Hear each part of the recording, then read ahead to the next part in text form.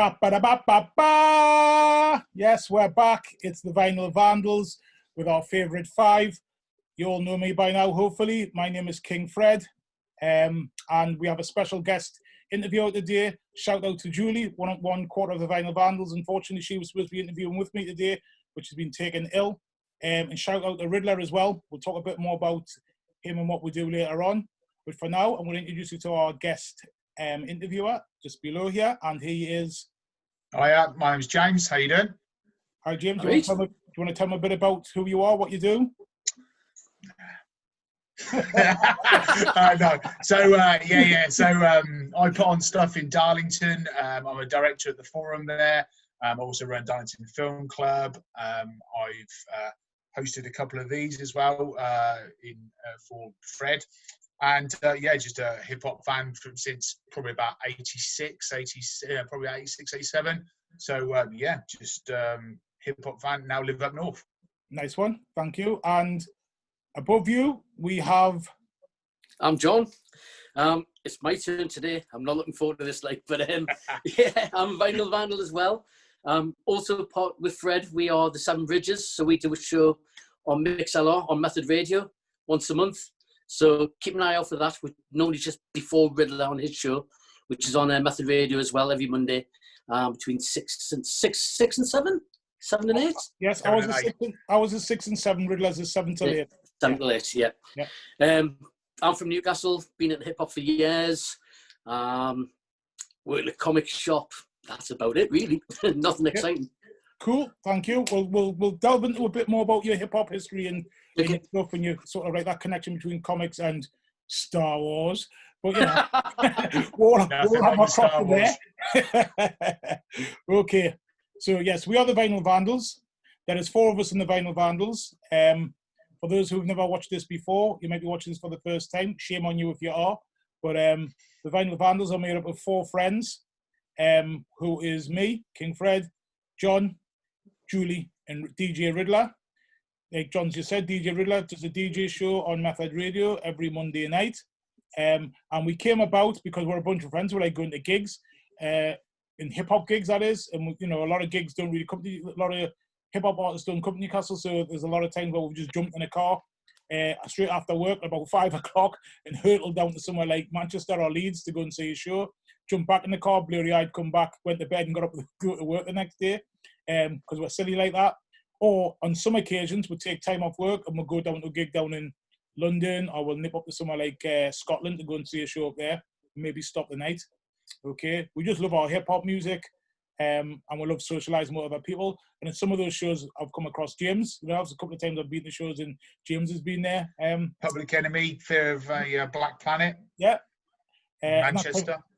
I took my son to that one. That was the first time. That's right. Yeah. We met you in the kebab shop after. Eating a dirty kebab afterwards. Yes. We did. So, yes, we're the Vinyl Vandals and we love it. And also mentioning my son, Fathead Asher. Shout out to him. He's an affiliate of the Vinyl Vandals because he does something with me called the Trainer Detective, where he likes to take his video camera and go and video people's trainers. At the moment, we can't do that because of COVID.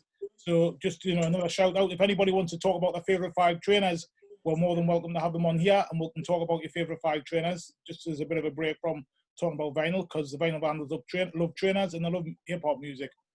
Anyway, enough about that. Let's get into what you're all here for, and that's to find out what John's favourite 5, is it UK or USA we're going for? We're doing USA today. Doing USA. Okay. It takes us great pleasure in getting John on because John's one of the shy Vinyl Vandals, doesn't appear much, doesn't say much.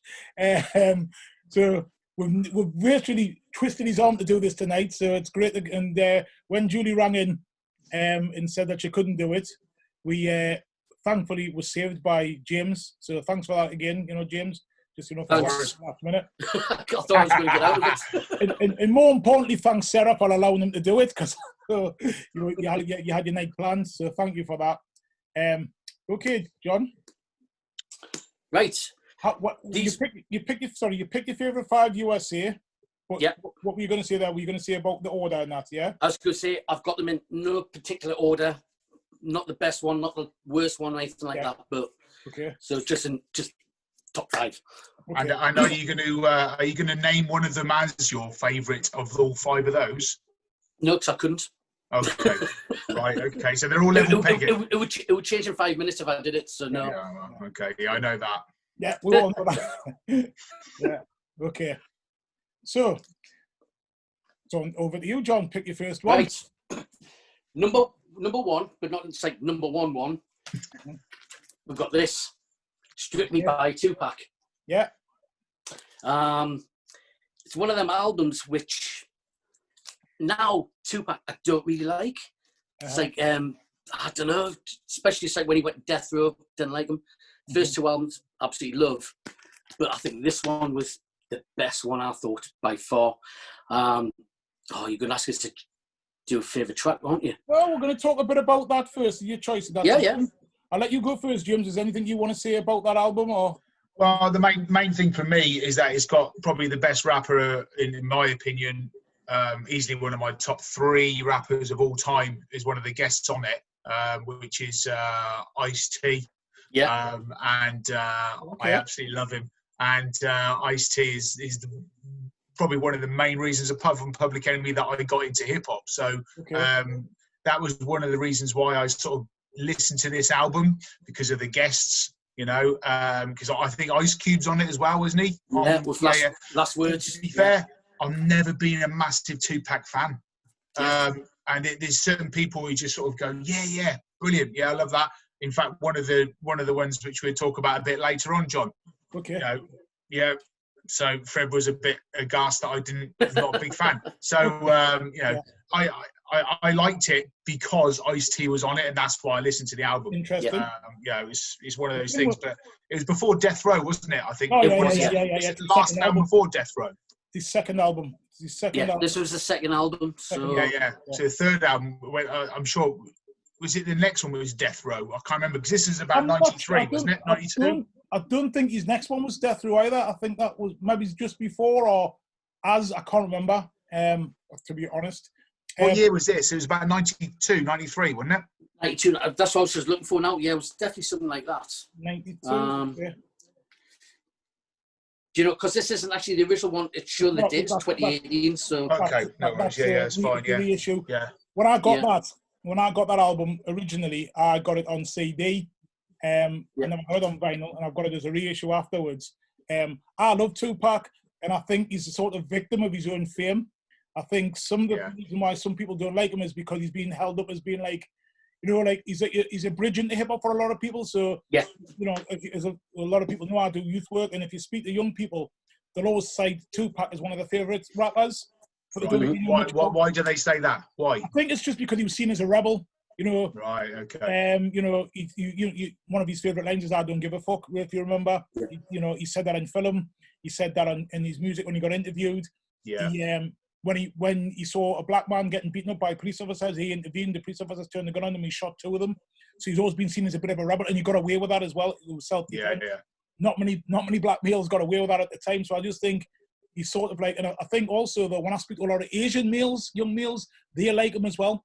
He has a mass appeal in white males as well as black males. In fact, I think there's more white young males like him than black young males that I've come across anyway who actually like him. His first album I thought was a classic, which was Tupac Lives Now. I love that album. That's my favourite Tupac album ever. I also like his Thug Life album as well. The one he did with his group Thug Life. I think it's a brilliant album. I know a lot of people don't like it, but I like it. And I just think there was something what happened where he became this sort of like, and then he got killed early, a bit like James Dean. He's been immortalised. I think he's been put on a pedestal now. He's put on the pedestal, and his rapping wasn't as great as what people, I wouldn't say he's one of the best rappers, but I think he was very, very important. Politically, he was very, very important. I think what he had to say was very important, but it sort of gets lost in all of that. You know what I mean? Do you know what I like about Tupac is the fact that he did fantastic tracks with other people. Forget the Ice-T one. He did stuff with Digital Underground, Ice Cube, and of course, I mean, you can't beat the one with Dre. There's things like that which I think the stuff there, that's where he came into his own, and that's the stuff I like personally. But Okay. yeah. Yeah, but I don't like California Love. Hate it. Do you not? Nah, I just enjoy it for what it is, man. I just enjoy it. Yeah, it's a Sorry, good beat and everything else, and the video is amazing as Yeah. well. But there we go. So, I think so what why you were did you saying choose this album, John? I think it was the first time I heard it. It was the first track, When You Hear Me, and it just hits you, and you're like, Right. whoa. Then after that, it's like, what was the second track? Pax Theme, and then it was like Point the Finger. But then it's like Last Words with Cuban Iced Tea, which is my favourite track, which I'm going to say now, my favourite track on this album. Right, okay. Yeah, Nice one. it's just absolutely brilliant. My favourite But- track. Go on, sorry. Sorry, I was going to say, what we're saying about like how Tupac's got like this status, and it's like how everybody likes him. Yeah. I think he's on that same thing, is almost like a hip hop version of Bob Marley. Yes, How definitely. everybody loves him. Yeah. It's Yeah. like he's got that like status, and especially since he passed away, it just grew and grew after Yeah, that. yeah, So Well, there just seems to be more and more stuff being released of his, and you know, it's a bit too much. It's like with they do it with Michael Jackson, and now doing it with Prince, and it's just churning it out month after month, and there's more things, and it's just And also, what I hate about that is when they start using producers that probably Tupac wouldn't have used, or Bob Marley wouldn't have used. You know what I mean? They're just using. They've got vocals, and they're just putting it over somebody else's beat, and I hate that. I just think it's you know, they never had a say in the final cut, and I think that's really really sad. My favorite song off that album, anyway, if it's worth anything, is obviously Holler If You Hear Me. If not that one, then it's the Deadly Venoms. I absolutely love that Deadly Venoms on there. the Deadly Venoms with Tretch, isn't it? Yeah, and there's about is it 5 Deadly Venoms? 5 Deadly Venoms with Tretch and Apache. And Life Squad. And Life Oh, Squad. right. Yeah, Nice. a class track that. One of my favourite posse cuts. But also as well with that album, and obviously the first one, it was very East Coast. Yeah, had a proper East Coast sound. But obviously when he went Death Row, it totally changed to that West Coast kind of vibe things as well. Yeah. So I think this is probably why he's got such a good following, because the East Coast loved him and the West Coast loved him as well. There's not many people who did that. That's exactly. Right. Yeah, he was a good-looking kid as well, though, wasn't he? So that helps as well. Do you know what I mean? He was a poster boy. Do you know what I mean? Always had his top off. He's a poster boy. Girls like him as well. And I think in hip hop that's quite important as well, you know. Most rappers are ugly gits on, let's face it. So. I think also things like Juice and Above the Rim and all these, they just help them. Like, well, there was a about a couple of years, wasn't there? It was just films just kept on being shown, coming out. And to be fair, they're all very good. You know, they're a certain level, and he did quite well out of it. So but you got to remember, you went to acting school as well. He did. Yeah. Oh, did he? Right. Okay. That Fame Academy, what Fame? The program Fame. Yeah. Yeah, he went to that the real school in New York. Did he? Yeah. That's where he went. Right. Yeah. Oh, so, there you go. Didn't know. So he actually he could act anyway. He was actually acting before he was rapping, or I think so anyway, along them lines. So anyway, back to you, John. Do you want to tell us a little bit about your hip hop history, how you got into hip hop, how it affected you in Newcastle? Right. I think I remember. I don't know how old I was, but I remember I was living in Kingston Park, so I was still at primary school. But my dad gave me a copy of The Message by Grandmaster Flash. Outrageous. So your dad. So because my dad was into Michael Jackson, Tina Turner, right. Santana, everyone like that. He goes, have a listen to this. And I wish I still kept it now, because it was like obviously original press and everything from whatever year it was. So I was at primary school, so that was where it started. Wow. But then, because I haven't always lived in Newcastle, I've lived in Northumberland as well. So really got into hip hop by two lads called Peter Spark and John Colmath. And when I went to school in Ponteland, because I lived right in the sticks, and I got NWA Straight Outta Compton off them, Public Enemy, Yo Bum Rush the Show, and I got an X-Clan album. It must have been the first one. And from then on, it was just like, I was hooked, basically. So, you had some good educators there, didn't you? If give you definitely. Yeah. Your homework. I know. But I can still remember, they go, have a listen to this. What's this? Just listen to it. So I had my little crappy Walkman, fakey Sony Walkman. I think it was a Ferguson one or something like that. Yeah.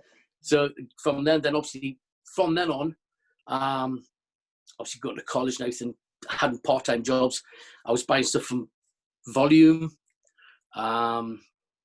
Steel Wheels, remember there? Yeah.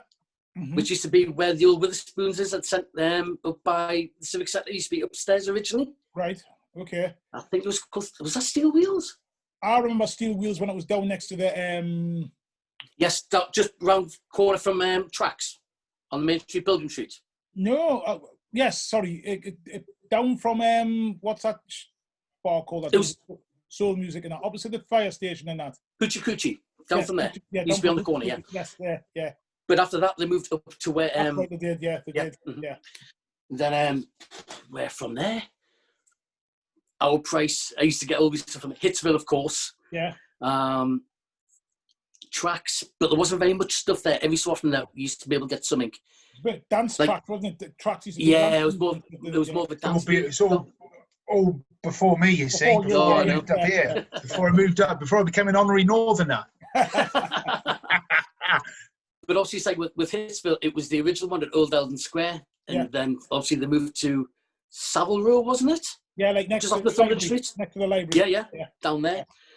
But obviously, we've discussed the miseries there before anyway. So, but and obviously, it's like with Volume, it was Bill and Ben and Bod used to do a bit as well. Yeah. And the manager was Haz. Obviously, it's like that's where I really got into it, because Bill goes, "Have a listen to this." Yeah. Oh, what's this? He's like, "Oh, here we go." And I was like, "Oh." I remember once when I was there, I bought. It was a Scarface 12, Mr. Scarface, the first one off his solo album. Yeah. And he went off it with this. "You're not buying it. I won't let you buy it." Now, why not? He goes, "No, you can't," because he thought I was buying the album, because he hated the album. Did he? He goes, "No, you can buy the 12. But you can't have the album." Oh, no, go on then. I know, but that's what he was like.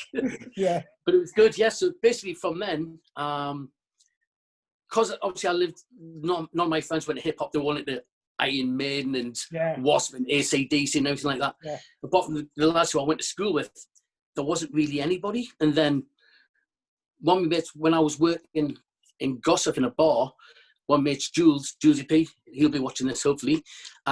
He introduced me to Baron and Breeze, who then introduced me into you. Stop there. Stop there. That's a bit too far into hip hop history. So, okay. Yeah, we'll come back to that, because we can talk about that. Yeah. So next album, if you don't mind, please. Next one, we shall pick. Right.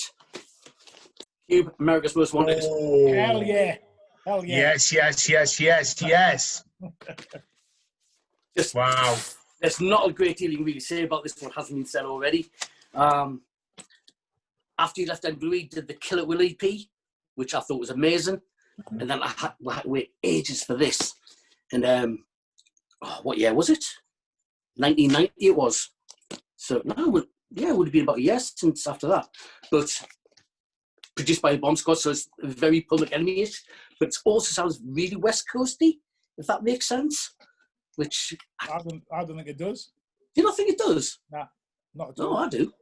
But it's got what do you call them all over it as well, hasn't it? Is it Sir Jinx?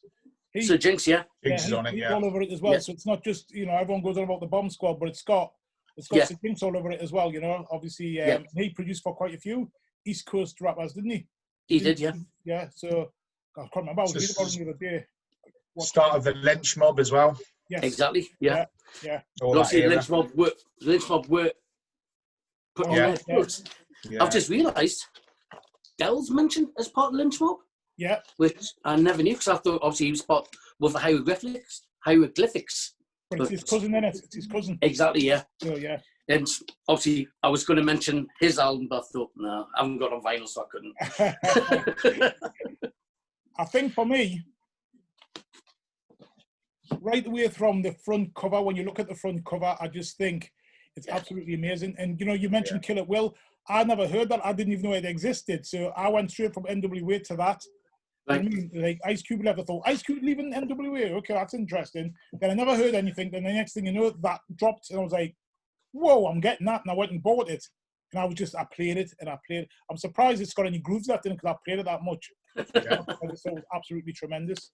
I think I had to order mine because I was living near Oxford. So I ordered mine on import, and mine came into the place called Russell Acott, which is on the high street of Oxford. And I got the phone call at midday we've just had it come in. So I literally, Dad, you need to take me to Oxford right now. And fair play to my dad. He drove me straight into Oxford, and I zoomed in there, picked it up, straight home. I was exactly like you, Fred, on all the time. Amazing album. I was just telling my wife what I used to do, as well, is I used to fall asleep. I used to have like 2 decks, but it was just like belt drives. I just had 2 decks wired up. I never thought myself as a DJ or anything like that. I just had them. And I used to literally have it queued up so that when I woke up in the morning, I would just press play. The electric was left on all night. I would just press play, lying in bed. So the alarm would go off, and I would just press play, and that was one of the records I used to play constantly. I just press it in the morning, and before I got out of bed, I would listen to it. You know what I mean? Constantly listening to that. Loved it. Absolutely loved it. Tremendous album. Absolutely fantastic. So the question is, John. Do you know what? I'm still deciding, but I'm going to say Gangster's Fairy Tale. Interesting. I don't know, just... It's a good song, though. I like it, It is, yeah. I think it's one of those albums there. There's no fillers, though, is there? No, exactly, yeah. No fillers. No. It flows perfectly from start to finish. I'm going to change my mind. I knew you were going to do that. Yeah. Endangered Species with Chuck D. Nice. Yeah. Good choice. There we go. Classic. I'm going to change. So, yeah. Yeah. Nice. Great album. Okay. But yeah. All right. So Endangered Species definitely your last choice. Yes. Yeah? Okay. Endangered Species, yes, definitely. Just checking. Okay. We'll jump straight into your third choice then. Yeah, okay. If you don't mind. Gangster, Hard to Earn. Nice. Okay. I was going to choose the first album. Yeah. But it's a bit too slow now. I've listened to it again over the past couple of weeks, and I'm like, it's amazing, but this just beats it hands down. It's a lot. I wouldn't say it's hardcore, but it's a lot more like boom bappy, which it's got a lot more energy in it, I think, rather than the first one. And there's so many decent tracks on it. I mean, reel some off on there. A Long Way to Go. Code of the Streets. Tons of Guns. Yeah. All Right, Chill. Yeah. Dwight. Mass Appeal. Certainly Bodyguards. Come for Dars. There's so many.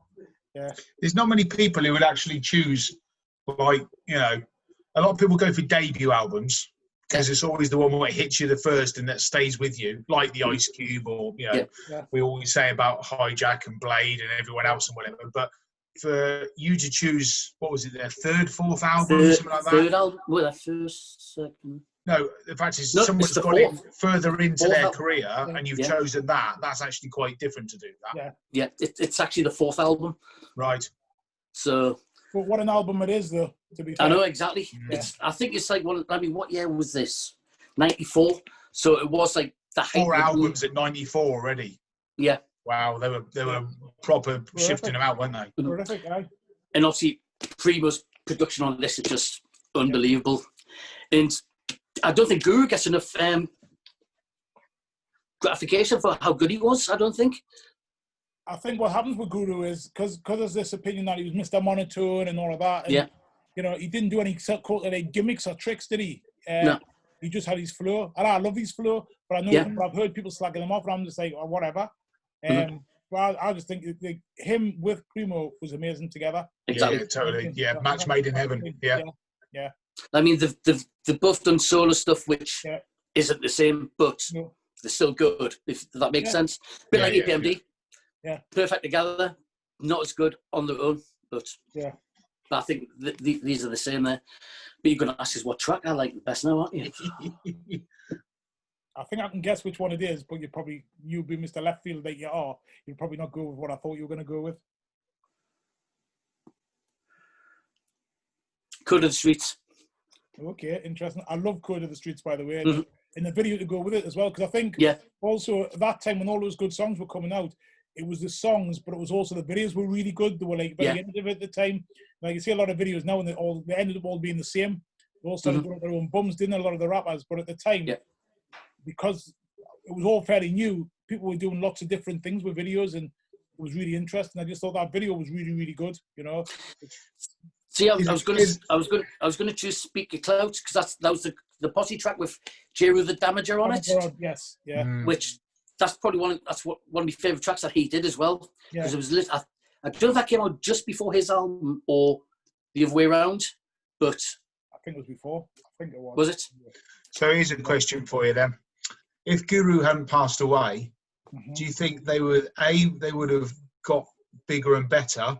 Do you think they would have been on the Gods of Raps tour? And do you think Guru would have been even bigger artist than he should have actually been? I don't think he would have been bigger. I think he's one of them artists where he didn't have this, like Tupac, this razzmatazz things, like this, what can I put it? That was just, I don't know, like a charisma type thing. He was very low key, I thought, very quiet. He wasn't one of these ones who was always in the limelight or anything like that. Yeah. It was a new album, and that was basically it. Maybe it's an interview here and there and everywhere, but and they'd split up, hadn't they, before he died? Yes. Yeah, not to say that they couldn't get back together though, like all these others. Yeah, So that's true. Yeah, I mean they could have come back and done something together, which I'm sure they would have, because people even get back together when they don't like each other just for the money, don't they? Because you know there's more money in touring. They're not making any money off their music anymore. It's all off touring, and the merch and that. But I just think he probably doesn't get the, you know, when people talk about, all right, he's not a good in my eyes as in some of the other rappers that I like, but I think he's really up there. And he'd definitely be in my top 20. You know, as a duo and as him being a rapper. But I think a lot of people I was saying the other day, I was talking to you, John, about this and Julie. When you look at something like you know, the greatest hits. Yeah. Gangster, a decade of hits. You know, I don't know if you've got full clip. Full clip. I think it's 3 CDs in it or something. I've got it. Yeah. And when you play it, it's just non-stop. I had it on the other day because I've got it on CD, but I put it on my iPod, and I had it on the other day, and it's just like everyone's just absolutely fantastic. And you know, to me, it's not a skipper. Whereas even some greatest hits, I skip. You know what I mean? Yeah. Definitely not their decade of hits full clip. Nah. But I also love the Jazzmatazz albums as well. Oh, They've got Jazzmatazz albums are amazing. 1, 2, 3, and 4. Yes, I think there was a 5th one as well.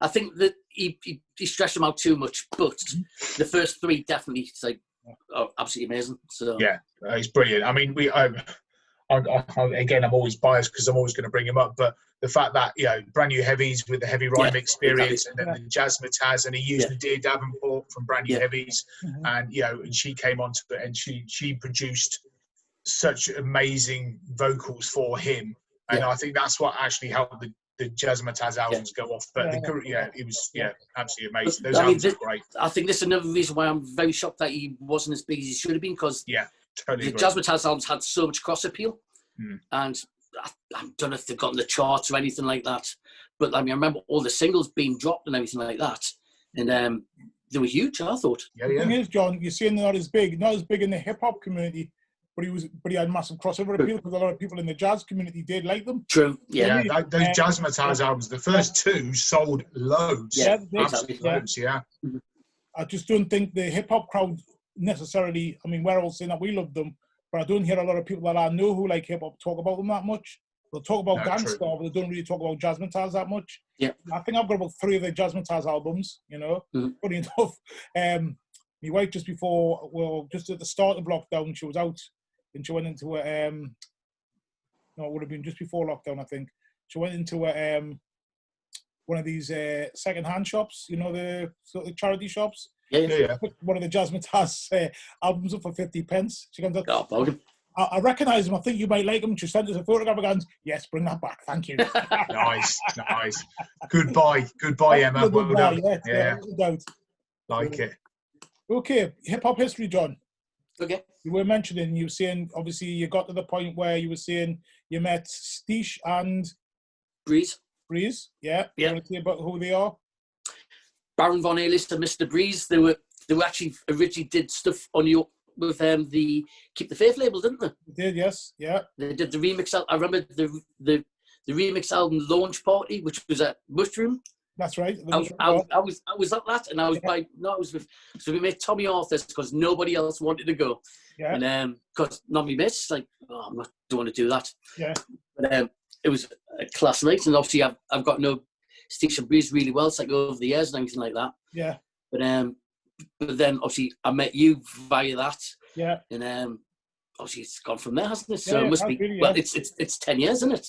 And that's it's 10 years this year. We just did the for the Seven Bridges, or our launch for our Seven Bridges mix things. We did the 10 years of Keep the Faith, which is, anybody who doesn't know about that, it's just something that we did up here, me and a few of my friends, about saying hip hop is alive in the Northeast, and as it's alive in the Northeast, yeah, there it is. There's one of our CDs that we did, New York to Newcastle.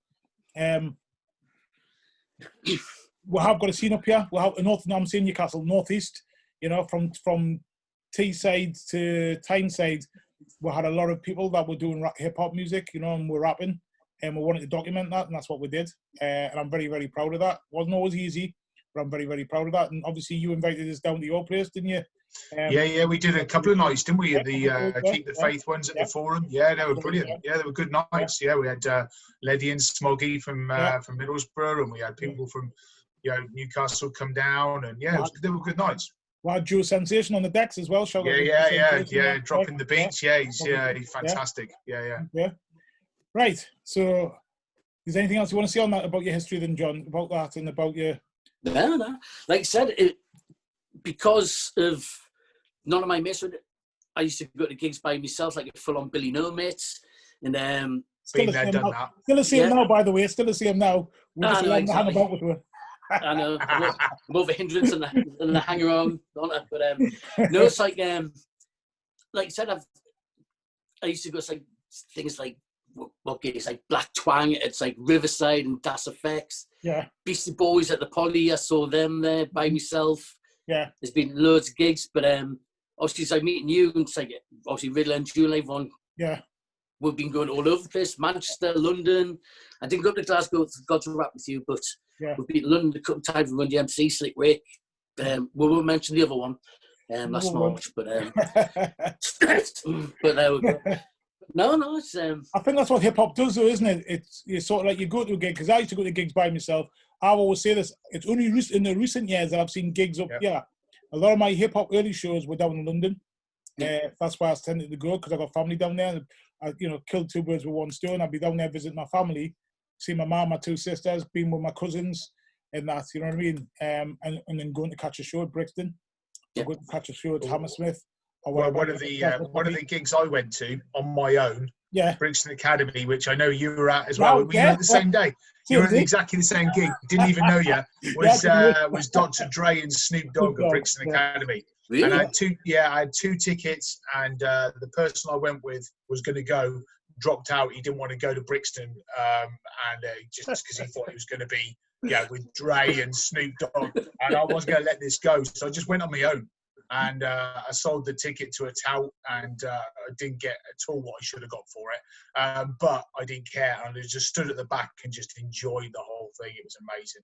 It was live, though, wasn't it? You just got to do it, haven't you? You've got to do it. If the music's there and you need to be there, you just go, whether it's on your own or whatever. You just got to do it. So fair play to you, John. Everyone does it. But what was it like, though, that show? That was some show, wasn't it? I remember standing there. And all of the dudes used to get their lighters out in the hairspray aerosols. Do you remember that? Doing flame through it? Yeah. You could smell singed hair. I kept on checking. From what I remember, there was no background. It was just literally the black curtain at Brixton. Yeah. And then they just came on, and there was some DJ bloke in the back corner just dropping the beats. And then they just performed, and it was just, the place went ballistic for it, absolutely ballistic, because it was, doggy style and all that sort of, it was amazing. All you could smell was singed hair and weed. That's all you could smell. Yeah, I'm surprised I got home safely, to be fair. I stayed at the back. Yeah, I didn't go down to the mosh pit for that one. Crazy. All right, John, what's your number 4? Number 4. Yeah. This one, it's one of them ones where I don't think a lot of people, some people know about, but a lot of people don't. Diamond Dean, the Psychotic Neurotics. Stunt moves and Absolutely hip hop. love this album. Absolutely love it. It's amazing. Yeah. This must have been early 90s as well, I think. 92 it was, actually. Diamond D was a member of the Digging the Crates, so he's part of Showbiz and AG. Yeah. Fat Joe, when he was Fat Joe. Roughness. The reason I know this album is because of Q-Tip. Right. Because he produced some of it, didn't he? And because of Q-Tip and Tribes and and all that lot.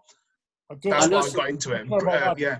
Brian, well, 45 King. Brian, you've been on there. The Sad X's on there, isn't he? Yes. Brian, you've been very much involved in that stuff as well. Yeah. But it's one of them albums. It's like it's really, really good. But one of the main reasons why I bought this is me trainer's thing.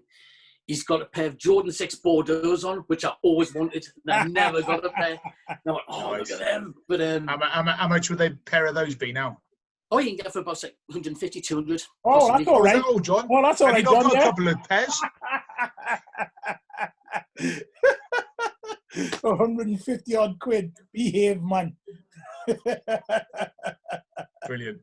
Love it. No, just mockers. Now, I didn't realise this. I just noticed it was actually recorded at Jazzy J Studio as well. What was it? Is that right? Yeah. Oh, okay. Do you know why I bought that album? Why I bought that album? Why?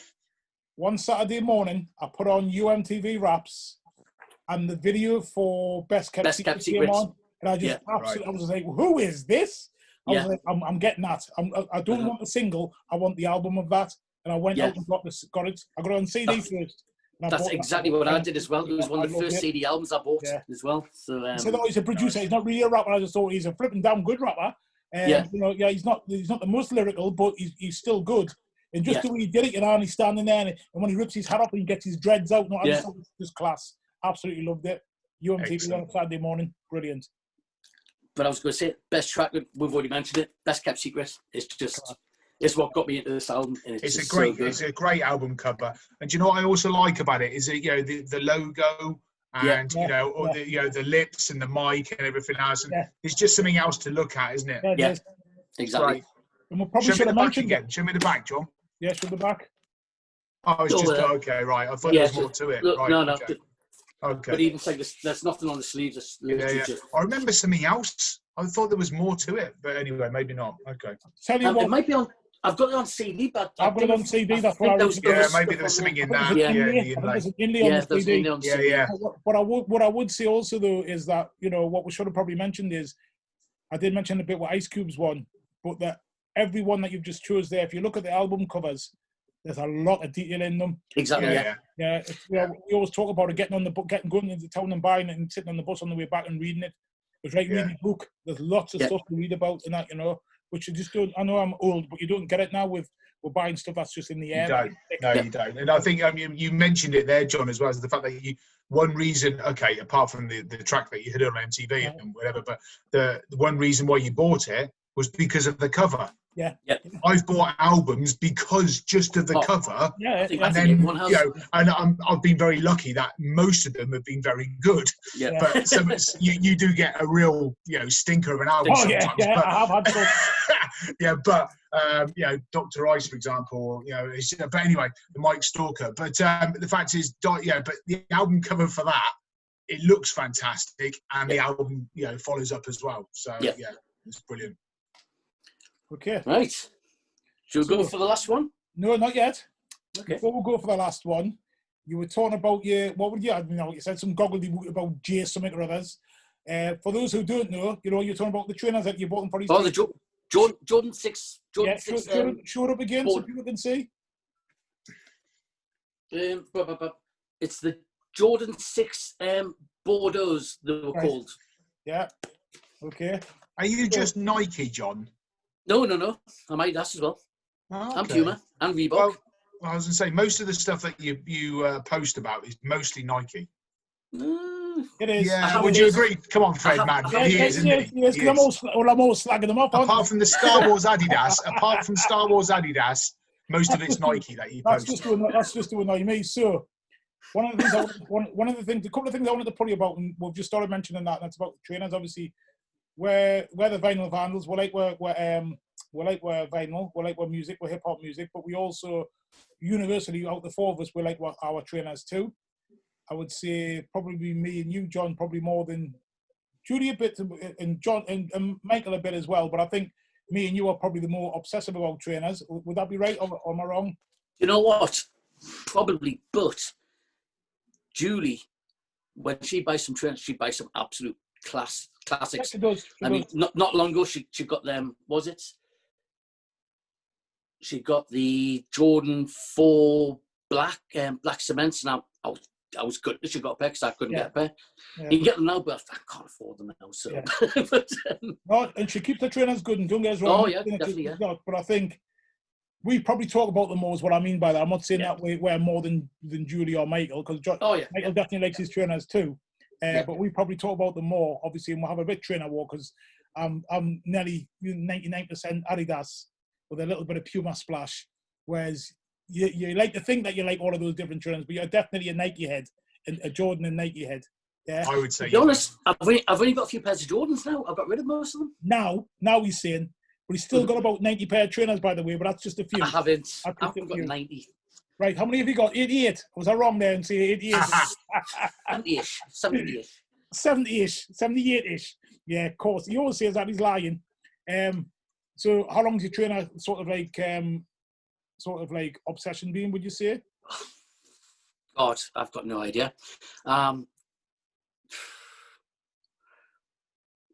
Probably about like 15 years or something. Okay. I know when I was working at BT, that's when obviously I was on like decent money at the time, and it was like, oh God, I'll treat myself to a pair of these ones, and you look after them. And I mean, some pairs I've got downstairs, 16, 17 years old now, and I've still got them. Granted, some of them, the soles are starting to disintegrate because of the age of them, but I can't get rid of them. Do you wear every single pair? Oh yeah, every pair. Okay, no, that's good. That's good. Yeah. It's like when people buy vinyl and they just buy it just to have it. Yeah. Where I will always play my vinyl all the time, whatever box set, whatever. I have to do it, but that's good that you wear them as well. Oh yeah, I've got some. But I've started keeping them in boxes. I've got some in boxes that I haven't worn yet. It's just I haven't worn them yet. And sometimes it's because they've been on sale and I bought two of the same pair because I know one's going to get battered and I've got another pair to replace them.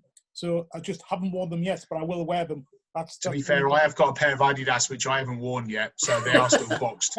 So I've worn every single pair of mine, so you're worse than me. I'll put it that way. Yeah. No, I will be wearing them, just haven't worn them yet. So, I'll wear them on the 28th of November when you come down to Darlington, boys.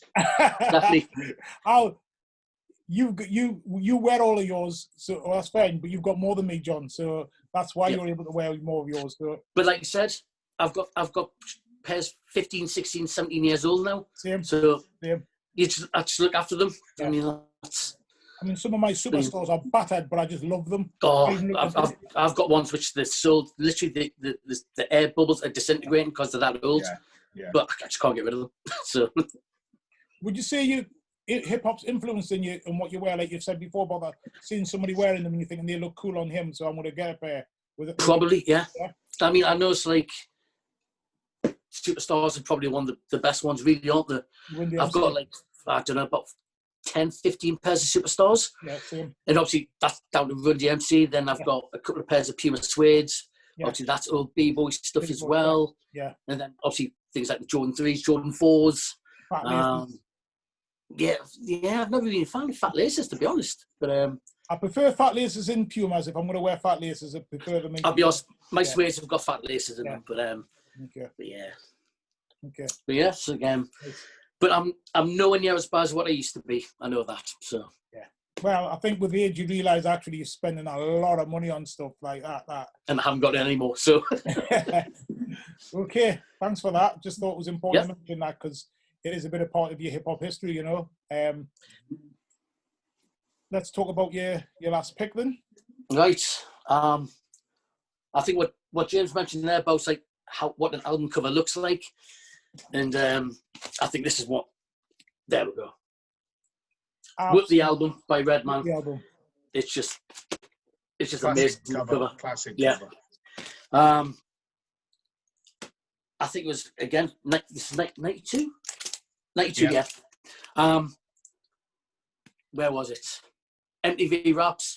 Yep, same thing. Time for some action. Yeah. And But I think before that was Headbanger APMD. Was that released before this? So I think that may be the first time I heard Redman. Right introduction. I think it was, yeah. And basically, because Eric Sermon produced, didn't he? Yeah, but I think Redman made that track. If it wasn't him, it wouldn't be as good a track. Right. Then obviously when this came out, it's one of them albums. It hasn't got any fillers. It's literally you play from start to finish, and it's like it's continuous. You don't miss anything. It's really good. I mean, Eric Sermon produced a lot of it, but Redman produced the majority of it himself, which I didn't realise at first. Yeah. But it's very Eric Sermon. It's like with funk and all the beats and everything like that. Dirty bass. Dirty, yeah. Got in one. Yeah. But yeah. I should like it. You would love it. Have you not heard it? Have you not heard it? Yeah, never been a fan of Redman. Wow. I know. Yeah, I don't know. Maybe I should just go back and listen again. But at the time, just wasn't my thing at all. I think it's because of that. I just haven't gone back and listened. Yeah. But this second album, that was a dark side. Yeah, it's a dark side. Yeah, very, very dark. It's similar to this, but it's darker, isn't it? Yeah. The thing is, the thing with Redman, I always say this about, he's one of my favourite. He's in my top 5, without a doubt. That album is definitely, I'm probably saying something I shouldn't be saying here, but don't be surprised be very surprised if when I pick my top 5 USA, if that album's not in there, because I absolutely love it. I think also is what I've loved about him over the years is right up to now, he's still bringing albums out that are still quality albums. There's not many rappers, as I would put him and a couple of others that I would say are still bringing it, because some people fall off, don't they? You start realizing that, even like Public Enemy, you've saw the sort of downside of some of their albums as they've got older, which is understandable. Chuck D's in his 60s now. Yeah, but they've come back this year, though. That new album is outstanding. Love that new album. I like it, but I don't think it's that great. That's fine. Well, this is what it's horses for courses. That's what But you know what? That's what I love about this, right? Because every flipping Friday, right, I get a reminder from YouTube, Vinyl Vandals, because I subscribe to this, right? Yeah. And I watch it. And if I don't watch it on the Friday, I watch it over the weekend and I catch up and whatever. Mm-hmm. And that's what I like about it. But do you know what? There's albums, like, for example, now, this weekend, I will be listening to that Redman album. I can tell you for a fact I will be. Yeah. And I go back to albums which I, A, have missed, B, I listened to, like Redman, and I wasn't fussed. Yeah. And albums I should have listened to, but just never got round to. Yeah. And now I'm doing that. And that's because of this as well, what you're doing. Because it sort of triggers at me going, right, I need to listen to that now. And, okay, it's on Apple, it's on Spotify or whatever, but I can pick it up really quickly and listen to it. And if I like it, I'll go and buy it. Yeah, totally. And that's what I love about this, because it's bringing it all back to me now. Yeah. No, you're right. Another good thing about Redman as well, which might be, it's like, who was it? Outlaw Posse might have mentioned it. Redman is most rappers' favourite rapper, or one of them. Fact. Everybody, he's got respect from everybody. Yeah. You never hear anyone like dissing him or slagging him off or anything like that. But in fact, I'll put that as my favourite album. Wow. Yeah. Without a doubt, it's one of my favourite albums of all time. Definitely one of my favourite albums.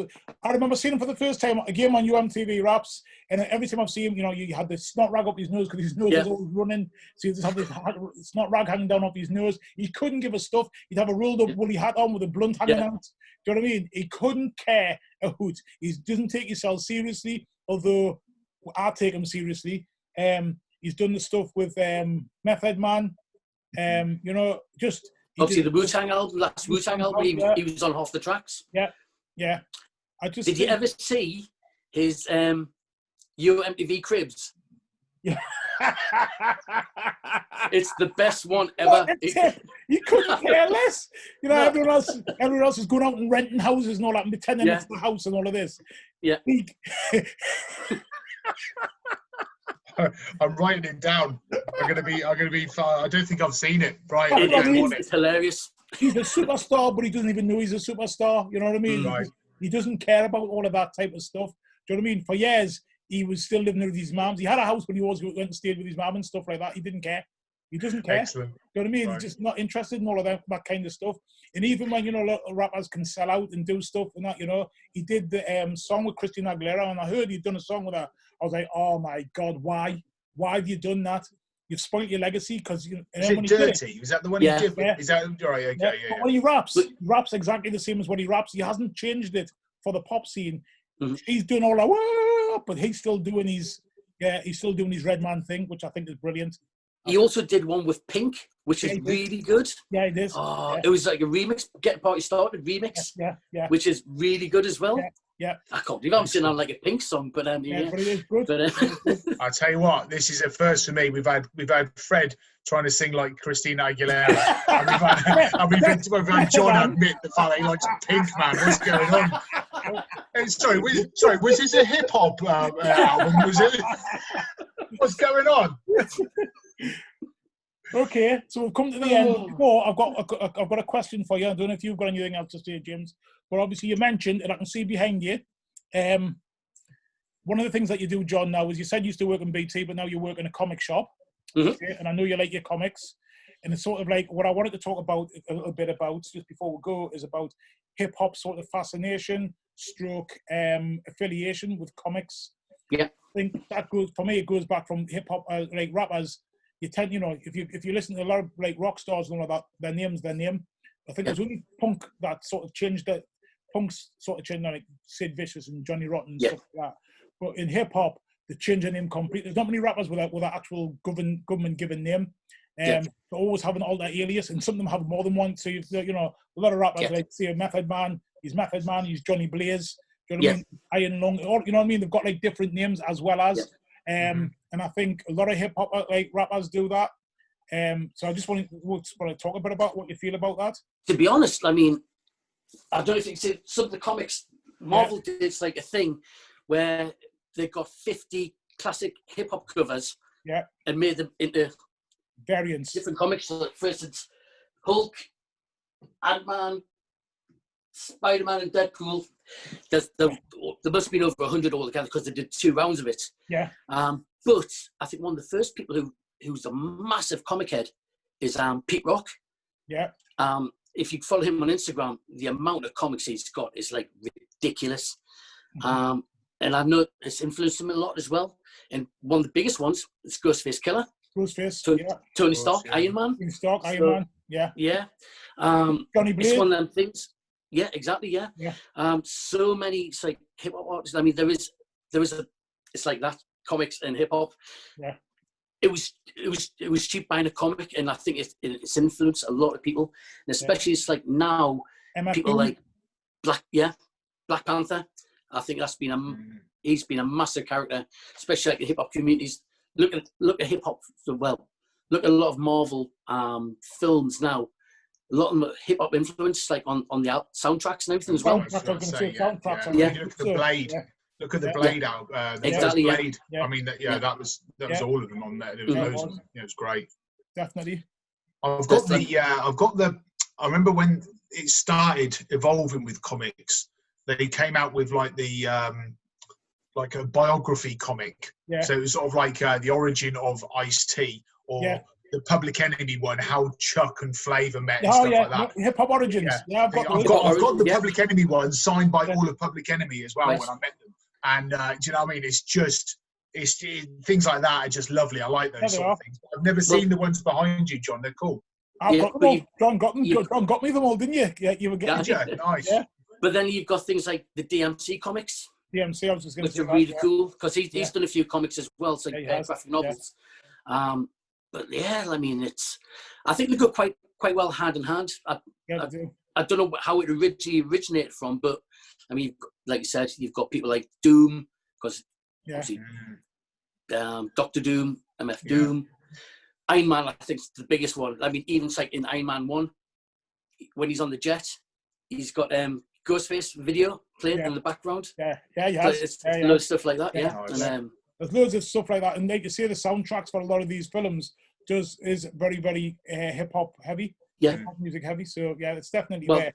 You know who the biggest one is? Luke Cage. Look at Luke Cage. Yeah, Luke Cage. I mean, they used the whole of the gangster. Luke Cage is, the series Luke Cage. I don't know if you watched it, but It's on Netflix. It was on Netflix, yeah. But every episode was named after a gangster song. Is that right? Yeah. No way! Fantastic. Yeah. And then okay. the second series was it ODB?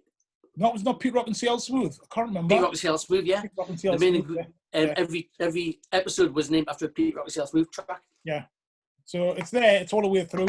It's entwined, and I just, I was just thinking about it the other day. And I know obviously we're going to interview Jon, and so obviously I've seen Jon's comics behind there, and I just think it's important to remember that. The other thing about hip hop, I'm not included in this because I can't stand it, but I'm going to say next, don't you? Yeah, these two, Nerdos, Star Wars. I just never got why a lot of hip hoppers seem to like Star Wars as well. I don't know. I've got Star Wars tattoos and everything. All right, okay, interesting. Yeah, love Star Wars. Yeah, it's been with me since '77. I was about literally 4 when it came out, and I did get to see it in '77. I saw it in '80 as a double bill with Empire Strikes Back. But for me, it's just especially the original trilogy. And the new Mandalorian's coming out. I know, can't wait. Yeah, looking forward to it. Come on, Fred, get involved, man. You like it? Up. I went to the Odeon in Newcastle in '77 to see Star Wars, and it was the worst experience of my life. Oh, get off, man! Have you not seen any since? No, well, bits of them I can't be dealing with all that sci-fi foolishness, man. I hate it, man. I don't get it. Don't get that. Give me a good kung fu film anytime. Seriously, just watch the Mandalorian. First season of Mandalorian. Watch 2 episodes. You'll love it. No. It's not Star Wars. It isn't. It's not good either. Nah, it's not a Western. Stop lying. It is. I've seen clips of it, man. It's Star Wars? Why are you lying? Is Darth Vader in it? No. So it's there's robots. There's robots floating about though, isn't there?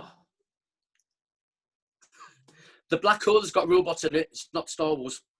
Yeah, that's sci-fi as well. I don't like sci-fi. Well, yeah, I give up. Jon, we're never ever going to win this. No. Ever. You're not convincing us, like. You're just not convincing us. Well, to be fair, I'm fed up of trying to convince you on Star Wars now, Fred. I've in the amount of years I've known you now, I can't be bothered. Anymore. Good. You either like it or you don't like it. It's your loss. You either like it or you hate it. And I know which camp I'm in. You'd rather watch Coronation Street? Oh, true story. Oh, no, I'm proud. No, you would. I'm proud. I do. No, I love it. Terrible. Yeah, terrible. Any soap operas, get out. Nah. Coronation Street. That's Stop. You're finished now. Okay. Anything else you want to say, Jon, about your hip hop history? And no. Just I think with Newcastle, with you went down to London a lot. Obviously with your family there. Yeah. My family didn't move down there until 10, 12 years ago. Okay. So I didn't have what you had with getting all the mixtapes and things like that. So mine was literally volume records. And a couple of mates. I've just got this. Do you want to hear this? Oh, go on, I'll lend that, and getting tapes off everybody. Yeah. So then that's how it started. So I wouldn't. Oh, how could I put it? It was very slow getting into it, but I think obviously it's like with things like the internet and everything, guys like yourselves and everyone, it's like Keep the Faith and everything. It's just brought up, and obviously volume records and Hitsville and everything like that. But yeah, so it's. I'll tell you what you've never mentioned, Jon, but it's where you used to work in the Metro Centre. I used to get some sneaky ones from across there as well. Is it Solid? Which one's Solid Sounds? Yeah, I worked with Solid Sounds. Yeah. I've got some records, still got the Solid Sound sticker on. I never took off, and I can't take it off now because I'll rip the record, so they're on for life. But yeah. I used to get some mints vinyl and CDs in there. Yeah. James, anything you want to say? Yeah, I'm gonna do a quick promotion. Even I don't know when this is going to go out, but when's your show? Huh? When's your show? Well, this is what I'm about to quickly show you. I don't know if you guys can. Is that coming up okay or not? Yeah. So Saturday, 28th of November, we're doing another hip hop night at the Forum. Yeah. I'm calling it socially distanced hip hop.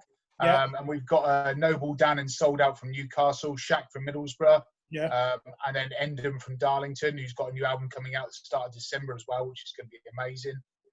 So yeah, we've got a live hip hop, and we got that on the 28th of November at the Forum in Darlington. Tickets selling really well, but it is only limited because it's socially distanced. It's not the 250 capacity from when you guys supported Stereo MCs. It's it's going to be smaller, but it's going to be up close and personal. So anyone wants to come down, coming onto the Forum. What's the crack with the Method Radio? Oh yeah, Method Radio. Yeah, thank you very much. Yeah, keeping me on my toes, man. I like it. Yeah, Method Radio are co-sponsoring it with Pepper Promotions, which is me, and we're going to be live streaming. Plus, we're also going to be recording the sets, and the sets will then go out on Method Radio at a later stage as well. Nice, great idea. Yeah, it's promotion for Northeast hip hop artists. And we did it a few years ago with the Keep the Faith things, and then after doing these Vinyl Vandals, I thought, right, let's just get some more hip hop going again. So we're going to do some more next year as well. Hopefully, if we don't go into tier 3. But the fact is, we're going to keep it going, and we're going to try and bring out some more Northeast artists and promote them really, and also try and get some acts from around the UK back to the Forum and promote it. We've got a brand new sound system, which has just been put in during lockdown. We've had some funding, and we've got new lights, and it's just since you guys were there, it's really been revamped again. Nice one. So for such a small little venue, we want to try and do some more, One other thing as well, because you do the film nights there as well, don't you? Yeah, I do Darlington Film Club. Yeah, I've had all sorts of film stars there, and from Bond and Hammer and Flash Gordon himself, and all sorts of stuff coming up. And brilliant. Yeah, it's been good. Because you've got. I know you probably missed after this, but you've got a Halloween one, haven't you? With Texas They've all gone now. They've done. Yeah. Last one, it was last night. Yeah, we had some Georgia Romero, and we had we showed Blackula. All right, nice. For 1972, which was quite fun because I showed I did double bill. I did Hocus Pocus for the kids at 5:30, and then my daughter was there. And she said, "Oh, what are you showing now?" And I said, "Oh, I'm showing Blackula." She went, "What?" And I said, "Right, it's Dracula, but he's black." So she went, "You can't say that. You can't do that." And I'm like, "Yes, okay, it's all right. It's in context. It's They're not blacked out. They're not blacked out. It's all right. It's not the minstrel show." But you know what? It's that and the sequel, Scream, Blackula, Scream, absolutely classic black exploitation. But I show all sorts of weird and wonderful films. We need to have a chat at some point, James, about doing something like. Yeah, we said about doing the MTV raps. MTV raps or something like that. Yeah, we can try and do something like that. I think would be good to if we can. Definitely. So we've shown all sorts. All you rappers out there, you hip hoppers who in the Northeast, but also around the country. I know, obviously, we've got rappers now that legendary rappers from the UK actually tune into the show every week as well. So by the time this goes out tomorrow, we've got Chrome on. We've had Outlaw Posse on. We've had Blade on. Help us out, John. Who else? I was going to say Outlaw. I've got a list of everyone who we've had. Whirlwind D. Whirlwind D. Yeah. So we're in some good company, and I'm sorry if I've forgotten somebody. I'm sure somebody will. Gunshot, Mercury. Gunshot, course, Mercury. That's what I was thinking about. Yes. Sorry. Smooth from Newcastle. Smooth from Newcastle. Well, Smooth from Sunderland. Sunderland, sorry. But we'll take sorry, them. Smooth. Apologies. What I'm trying to say is, and we've got some people lined up. We've got K9. He's not been on yet, but he's coming on as well. By the time Shawnee T was a good one. Shawnee T, yeah. So what I'm saying is, and we've got people waiting still in the wings that are yet to get on here yet. I'm not going to spoil it and jinx it and that, but there's people said they want to be on and not being on yet. And some of those people also that we've just mentioned are coming on to do the second part. So put your money where your mouth is. Get in touch with James if you want to perform. Come to the Northeast if you've never been before, or come back to the Northeast if you've been here before. We'll give you a good welcome, and we'd love to see you up here. And also, anybody out there who wants to be on the Vinyl Vandals favourite 5, like I said before, your favourite USA 5 or your favourite UK 5, as well as making sure that you talk about, we'll also have you on to talk about trainers as well. But, get involved, tell your friends, share these podcasts, and just like spread the word that we love our hip hop, and we want to make sure that it's live at Darlington if we can, and that we can go and see it to support what James is doing now, because he's doing a fantastic job. That's it from me. Okay. Anything else? Thanks very much, guys. It's been great to be invited along. James. Thanks, Sarah, if you're watching after this. Thanks for lending us your man. You can have him back now. Hope Julie gets well. Everybody. See you later. Cheers. Take care. Bye. Bye.